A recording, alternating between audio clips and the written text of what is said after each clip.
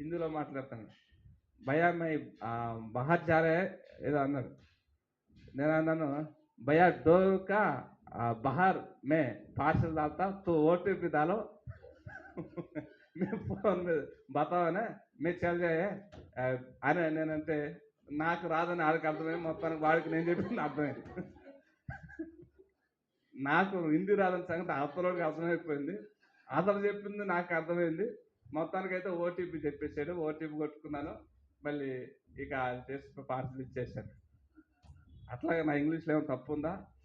మనం ఏం చేస్తున్నాం? దేవుని ఎదురు నుంచి వచ్చే సమాధానాల్లో ఎస్ లేక నో రెండు మాత్రం సమాధానం అనుకుంటున్నాం, కానీ వెయిట్ చేయ బిడ్డ, కొంత సమయం ఓపిక పట్టు, నేను తగిన కాలం ముందు నేను నీకు ఇస్తానంటే, లేదు ప్రభు నాకు ఇవ్వాల్సిందేనని గివ్ అని ప్రభుని బ్రతిమలాడుతూ ఉంటాం.